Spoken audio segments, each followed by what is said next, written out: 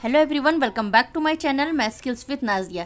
देखिए, आज हम लोग करने जा रहे हैं एलसीएम, जिसका फुल फॉर्म है लोवेस्ट कॉमन मल्टीपल, जिसे आप लोग हिंदी में कहते हैं लासा, लघुत्तम समापवर्तक। ठीक है, और यहाँ पर हम लोग निकालेंगे एचसीएफ, जो कि उसका फुल फॉर्म होता है हाईएस्ट कॉमन फैक्टर, जिसे हिंदी में आप लोग कहते हैं मासा, महत्तम समापवर्तक। ठीक है, तो यहाँ पर आज मैं आप लोगों को एलसीएम और एचसीएफ बहुत ही इजी ट्रिक के साथ समझाने वाली हूँ। तो चलिए वीडियो को फुल वॉच करिएगा। यहाँ पर वीडियो को स्टार्ट करते हैं। सबसे पहले हम लोग निकालेंगे एलसीएम।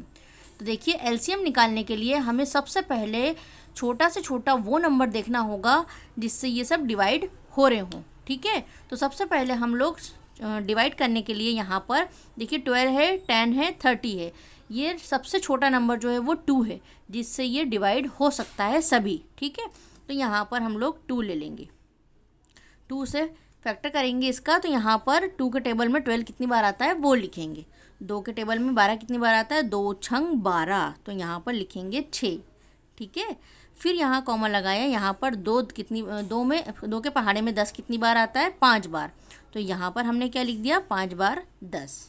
फिर 2 के पहाड़े में 30 आता है। जी हाँ आता है, नहीं आता है, कैसे इसको करेंगे हम लोग सॉल्व। देखिए, सबसे पहले 2 के पहाड़े में 3 तो नहीं आता है, लेकिन 2 आता है। कितना, 1 बार, तो यहाँ लिख देंगे 1 बार 2।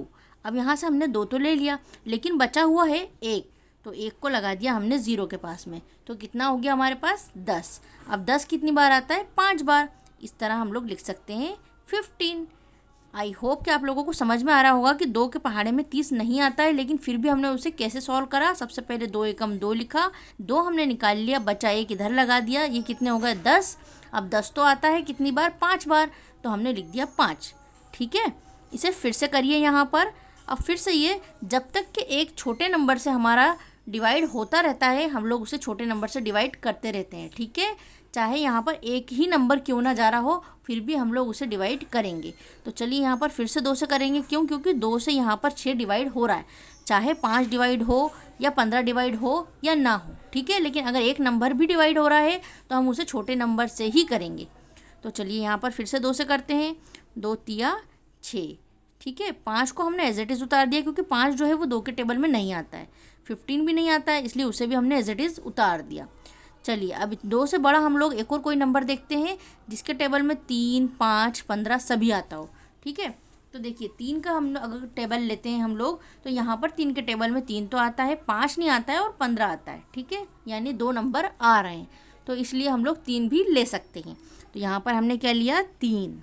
किसे करेंगे, 3 एकम 3। ठीक है, उसके बाद 5 को उतारेंगे हम लोग एज इट इज़, क्योंकि 3 के टेबल में 5 नहीं आता है। उसके बाद करेंगे 3 के टेबल में 15 कितनी बार आता है, 5 बार। 3 पंजे 15, तो यहाँ पर 5 बार लिख दिया।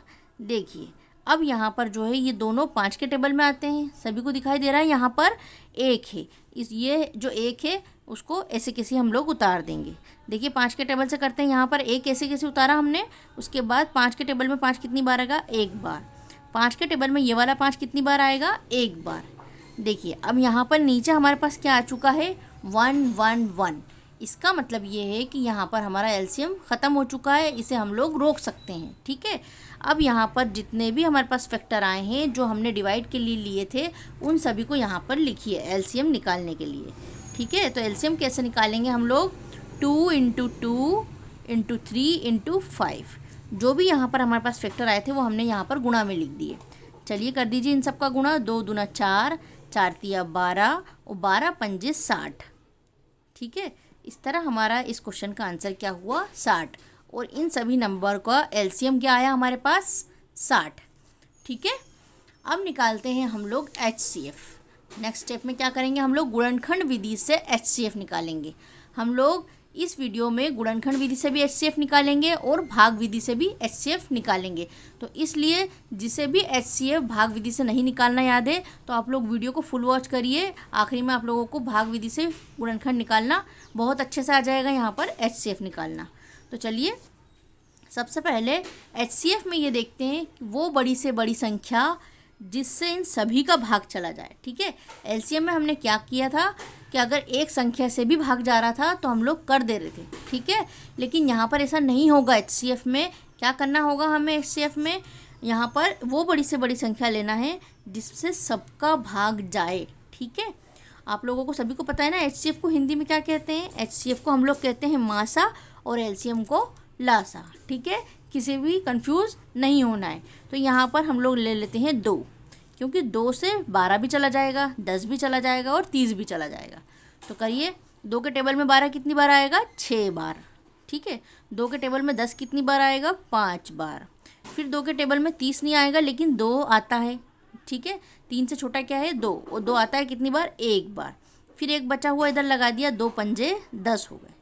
ठीक है, अब देखिए क्या यहाँ पर अगर हम लोग 3 लेते हैं तो 3 से हमारा 6 चला जाएगा, 2 लेते हैं तो 2 से हमारा 6 चला जाएगा, लेकिन ये दोनों नहीं जाएंगे। उसके बाद अगर हम लोग 3 लेते हैं तो 3 से 15 भी चला जाएगा, 6 भी चला जाएगा, लेकिन 5 नहीं जाएगा। ठीक है, तो हम 3 भी नहीं ले सकते। फिर हम लोग 6 लेते हैं तो 6 से भी सिर्फ 6 जाएगा, 5 और 15 नहीं जाएगा। अगर 5 लेते हैं तो 5 और 15 चला जाएगा, लेकिन 6 नहीं जाएगा। इसलिए हम लोग कोई भी ऐसा नंबर नहीं ले सकते जिससे तीनों नंबर डिवाइड हो रहे हों। ठीक है, और HCF में हमें ऐसा ही करना होता है कि कोई एक ऐसा नंबर लीजिए जिससे सभी नंबर डिवाइड हो रहे हों। ठीक है, अब इसलिए हम यहाँ पर क्या ले सकते हैं, 1 ले सकते हैं। 1 के टेबल में 6 बार ही आता है, 5 बार ही आता है, और 15 बार ही आता है। ठीक है, अगर अब हम फिर से 1 लेंगे तो ये फिर से चला जाएगा, फिर से 1 लेंगे तो ये फिर से चला जाएगा। लेकिन हम लोग इतना टाइम वेस्ट ना करते हुए अब हमारा सवाल यहाँ पर अटक रहा है। ठीक है, HCF का सवाल जो है वो अटक रहा है, और जब भी हमारा सवाल अटकता है तो उसे वहीं पर छोड़ दीजिए, और जो यहाँ पर हमारे गुणनखंड आए हैं उसे लिख दीजिए। तो यहाँ पर 2 और 1 इन दोनों को लिख दिया गुणा में, क्या आंसर आएगा, 2 एकम 2। ठीक है, इस तरह हमारा HCF कितना आया, 2। ये तो था हमारा गुणनखंड विधि से HCF निकालना। अब हम निकालेंगे HCF को भाग विधि से। तो चलिए हम लोग HCF को भाग विधि से निकालते हैं।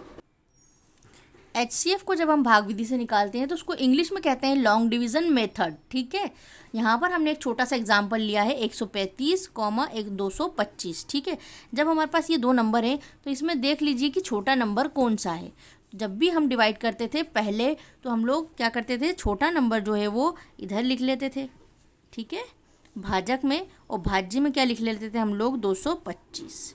ठीक है, इस तरह हमने लिखा। चलिए अब हम लोग 135 से 225 को भाग देंगे। तो कैसे करेंगे हम लोग, यहाँ पर रफ में देखिए, अगर हम लोग 135 में 2 का गुणा करके देखते हैं, यानी उसका टेबल 2 बार पढ़ते हैं, तो क्या 225 आता है या फिर 225 से छोटा कुछ आता है वो देखते हैं। तो चलिए गुणा कीजिए, 5 दूना 10 का 0, हंसी लगा 1, 3 दूना 6 और 1 7, 2 एकम 2। देखिए 270 आ रहा है, मतलब ये 225 से बड़ा हो जाएगा। इसलिए हम 135 को 2 बार भाग नहीं दे सकते। कितनी बार भाग देंगे, 1 बार। तो चलिए हमने यहाँ पर लिख दिया 1, और 1 बार क्या आता है, 135। चलिए अब माइनस कर दीजिए, जैसे हम लोग डिवाइड में करते थे माइनस। यहाँ पर 5 में से 5 को माइनस कीजिए, कितना बचेगा, 0। 2 में से 3 नहीं जाएगा, इसलिए इसको 1 उधार दे देंगे। 12 में से 3 गया तो यहाँ पर कितना बचा, 9। यहाँ बचा 1, 1 में से 1 को माइनस कीजिए, क्या बचेगा, कुछ भी नहीं। ठीक है, अब यहाँ पर जो लॉन्ग डिवीज़न मेथड होती है भाग विधि, उसमें हम एक छोटा सा फॉर्मूला अपनाते हैं। उसको देखिए कि वो हम लोग क्या करते हैं। देखिए यहाँ पर जो हमारा भाजक था, अब उसे हम यहाँ पर भाज्य बना देंगे, यानी अब उसी अगली नेक्स्ट स्टेप में हम उसी से भाग दे देंगे। यहाँ पर आ गया 90, इधर का जो नंबर है उसे आप यहाँ पर उतार दीजिए और उससे डिवाइड करते जाइए। तो चलिए करते हैं हम लोग। अब 90 से हम लोग 135 को डिवाइड करेंगे। तो चलिए यहाँ पर देखिए, 90 में अगर हम लोग 2 का गुणा करके देखते हैं तो कितना होगा, 2 का 0 में करा तो 0, और 9 दूनी 18, यानी 180 आ रहा है, और 135 से 180 बड़ा हो जाएगा।